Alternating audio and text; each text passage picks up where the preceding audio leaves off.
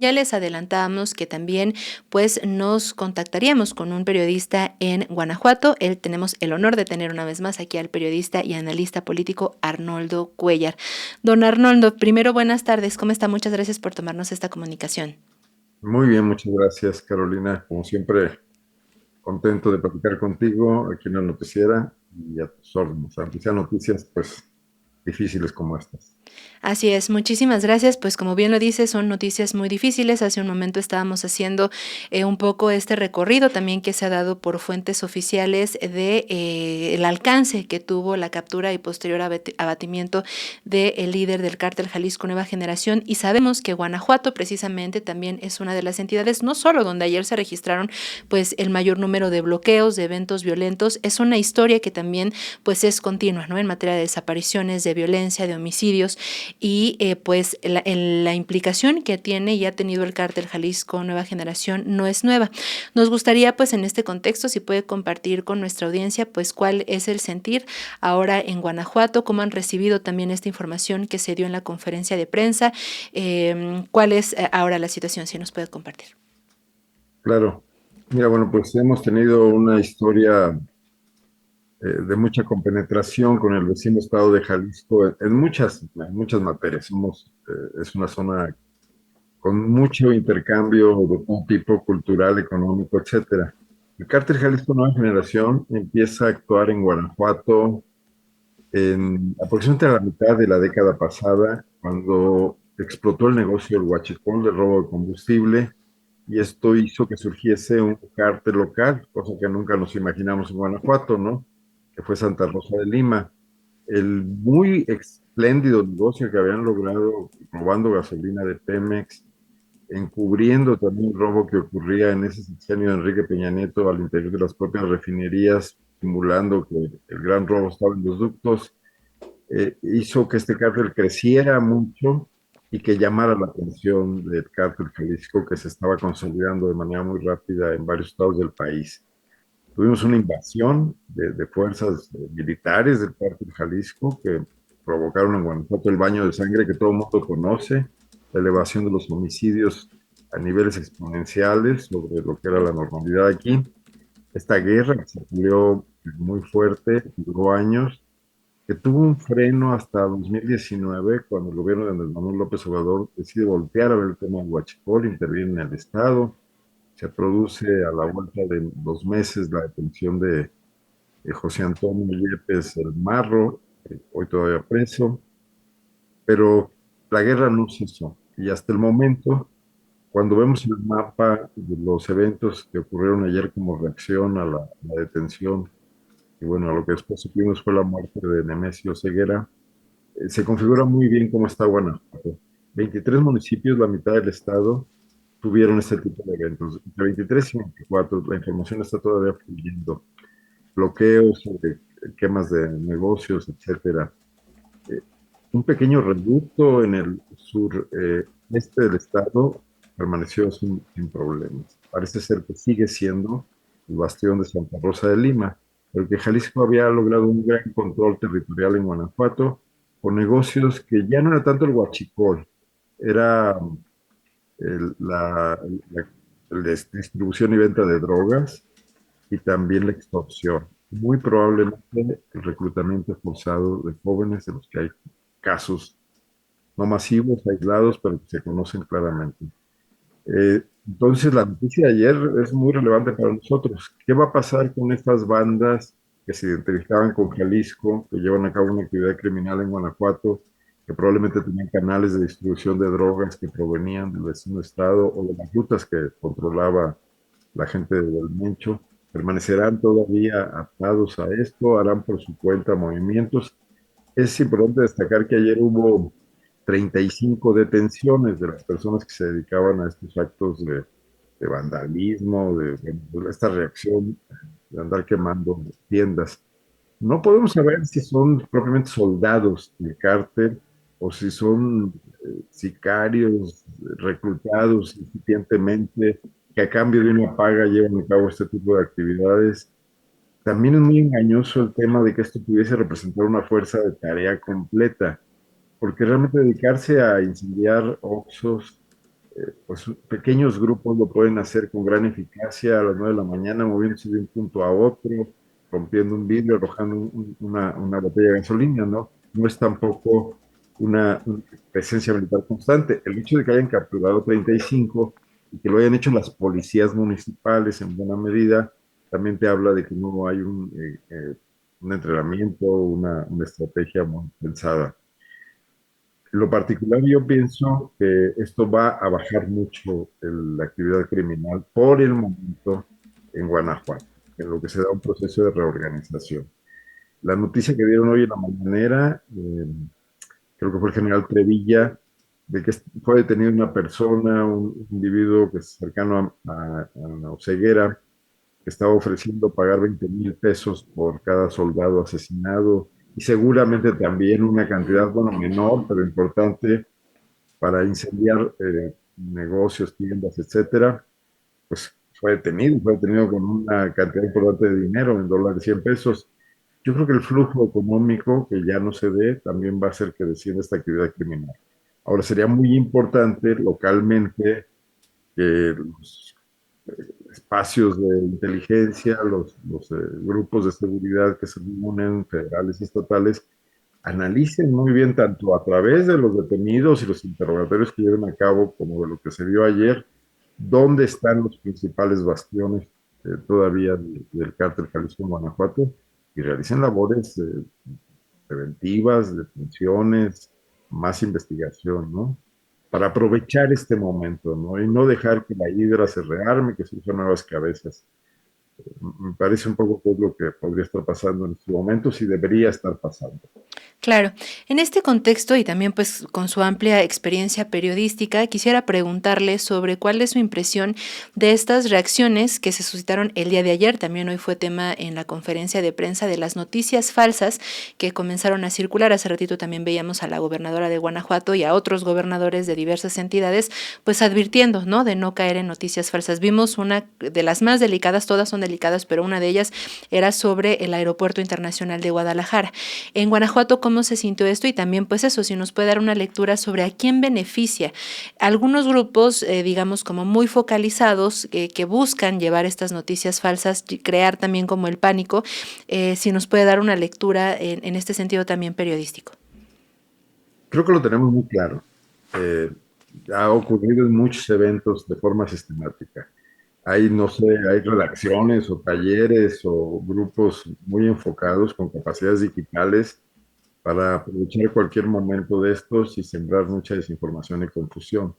Yo creo que su finalidad es un intento de desestabilización y que provienen mucho de grupos que están estableciendo algún tipo de resistencia al gobierno del Morena, tanto en la época de López Obrador como ahora, que bueno, no sé si probablemente se canalicen los partidos políticos o en grupos de presión o sean financiados por algún tipo de grupos empresariales, no tengo la menor idea de eso, pero sí se ve el esfuerzo de coordinación para surgir, lo vimos en las manifestaciones después de la muerte Carlos Manso, la manifestación en Ciudad de México, de tratar de lanzar toda su artillería digital para mostrar que en México no hay estabilidad, de querer tratar de dar un golpe como si esto fuese Venezuela, que fuese Estados Unidos invadiendo, etcétera.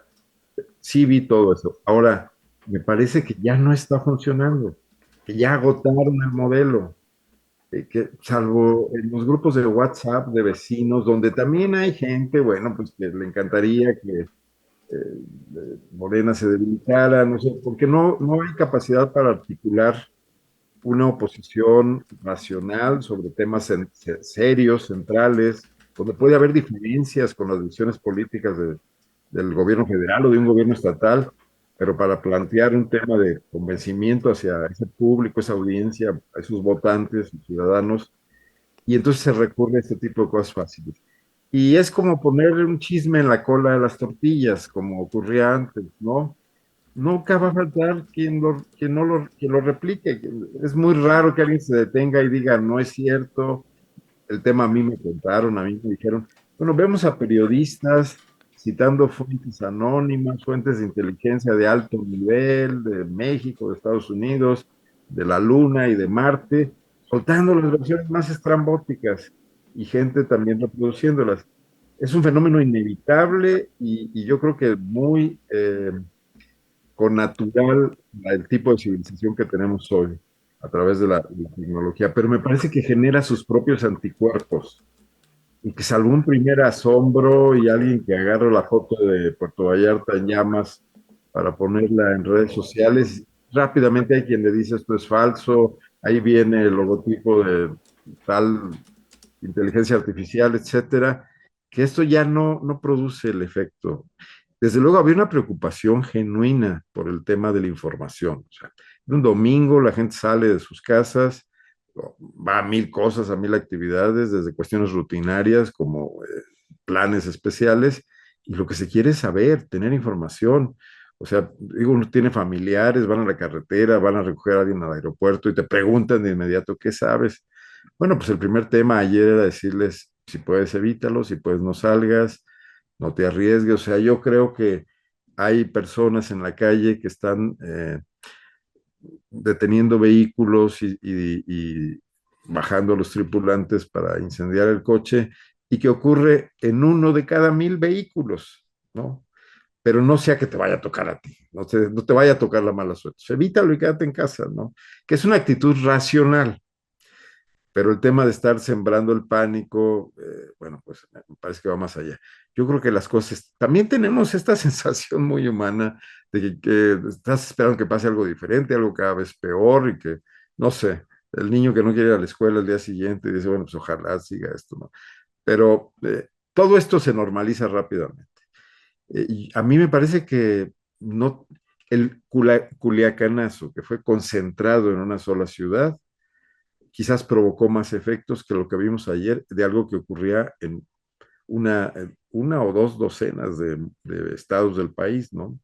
Te digo que en Guanajuato 23 municipios tuvieron este tipo de actividades, pero incluso ahí mismo no se sentía la virulencia que se sintió, por ejemplo, cuando en el sexenio de Enrique Peña Nieto derribaron al helicóptero, no recuerdo exactamente el año, creo que fue 2016, y que pues, se dio además en las primeras ocasiones en que pasaba esto. Creo que también hemos aprendido esta experiencia, la gente toma precauciones y estaba todo cerrado, se cerraron los comercios, se cerraron las tiendas, probablemente hubo un problema de abasto, con algunas personas que no tenían, no sé, algún tipo de insumos, pero más allá yo creo que en 24 horas las cosas están normalizadas y todos los memes, fakes, noticias falsas e imágenes creadas de esa manera están muriendo muy rápidamente sin siquiera tener un ciclo de viralidad importante. Sí me parece relevante que hoy en la conferencia de prensa de la Presidenta de la República se estableció que estas cuentas no son de los grupos criminales, que son de grupos civiles que están provocando y pensando otro tipo de cosas, ¿no? Pero me parece que están perdiendo el efecto. Por ejemplo, ayer hubo el aviso, el anuncio, la declaración de la primera asamblea y la elección de la dirigencia de un nuevo partido político.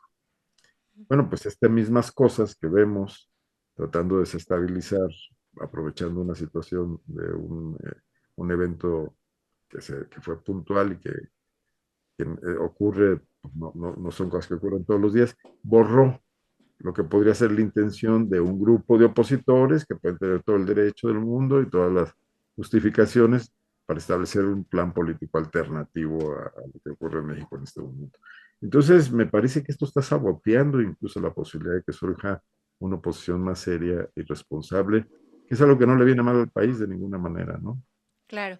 Y finalmente ya, hablando de esta oposición, que pues ha sido muy lamentable su papel, de pronto caen en una contradicción más, entre Te ellas refieres, pues, si ¿sí? te refieres a los que hacen las publicaciones, yo ni siquiera les llamaría oposición, ¿eh? Porque creo que es un abierto sabotaje sin ningún planteamiento de propuesta.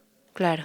Sí, sí, sí, pero aparte en estas contradicciones de decir, bueno, yo vi algunos posts de estas personas como ya se terminó la estrategia de abrazos no balazos, o también estas contradicciones entre quienes aseguraban pues de esta alianza de la presidenta Claudia Sheinbaum con el narco, y entonces ayer había como mucha confusión de entonces si están en el mismo bando o no, tal.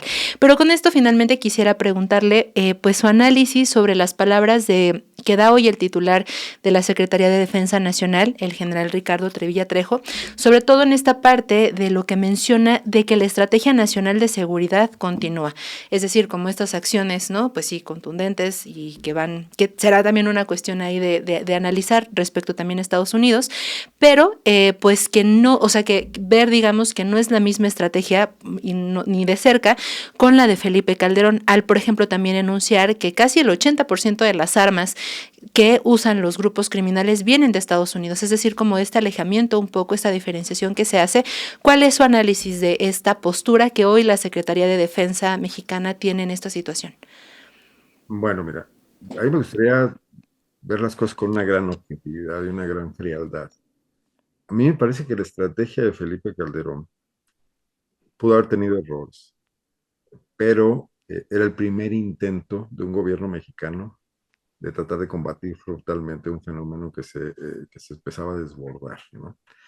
Pues creo que lo de Michoacán pudo haber sido un grave error que volvió a repetir después Peña Nieto, estos esquemas de tierra arrasada y de virreyes como enviados como comisionados, etcétera. Eh, pero me parece que hay algo fundamental. Y eso fundamental es hasta ahí a la vista y es objetivo. Y aunque algunos se burlen y digan, ya no, dejen de hablar de eso y hablen de otra cosa, yo creo que no podemos dejar de hablar de otra cosa. Y ese tema es García Luna. Me parece que pudo haber existido un cuerpo de funcionarios públicos, de militares, del ejército, de la marina, que estuviesen realizando su mejor esfuerzo, obedeciendo una instrucción presidencial, probablemente con el peor de los motivos de un presidente que quería legitimarse y que no estaba viendo el tema simple y sencillamente como una cuestión de urgencia y atendiendo con objetividad, sino que también quería popularidad, que estaban ahí tratando de avanzar en algo que a lo mejor antes de eso estaban contenidos por los anteriores presidentes y que hubo una gran traición de un altísimo funcionario que tuvo toda la confianza, que supongamos que engañó a Calderón, supongamos que no eran cómplices, supongamos que engañó también a las agencias norteamericanas porque logró ganar toda su confianza, recibió enormes recursos, mucho poder y se alió con uno de los grupos criminales para combatir solamente a los otros. Y eso me parece que es un cáncer que permea, así como en la época del PRI ocurría, eh, toda la política de seguridad, la sabotea, la afecta, la disuelve y causa un enorme descrédito que hace que la gente ya no les crea nada, ¿no? Y que eso siguió a la vuelta de los años, que le pasó también a Peña Nieto cuando intentó algunas cuestiones, cuando recapturaron al Chapo, etcétera. Y que Andrés Manuel López Obrador también tuvo errores, ¿no? Por ejemplo, yo no sé qué necesidad tenía de entrevistarse con la mamá del Chapo. Y no sé para qué hiciera de buena fe y qué trabajo le costaba, bueno, etcétera. Pero le daba un enorme arsenal a su oposición para señalar eso unido a la desafortunada frase de los abrazos, para evidenciar que no estaba pasando nada y que había una gran, enorme complicidad. Creo que es un error histórico del gobierno de Andrés Manuel López Obrador. Me parece que hoy las cosas están siendo distintas porque vemos una concatenación y a mí no me causa ningún problema el tema de la participación norteamericana desde el momento en que, en primer lugar, el narcotráfico y la violencia y los delitos asociados al crimen organizado son globales y además intervienen dinámicas que en todos los países tienen efectos y que en todos los países podrían ser combatidas si hay una coordinación, ¿no? Esto se ha visto en muchas investigaciones periodísticas, el lavado de dinero no ocurre en un solo país, los paraísos fiscales, etcétera, el trasiego de armas, todas estas cuestiones. Si no empezamos a vislumbrar eso, ni el fentanilo se va a detener, ni la violencia en México se va a detener. ¿Cómo se da esa colaboración? Creo que hay maneras. Además, es un país que ha sido el socio comercial de México desde los años 90, estamos hablando de 30 años. No entiendo por qué el nacionalismo tendría que anteponerse a eso en un mundo global.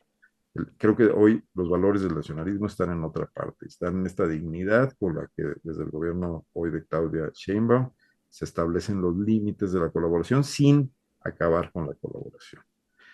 Entonces, eh, me parece muy bien lo que se planteó el día de hoy.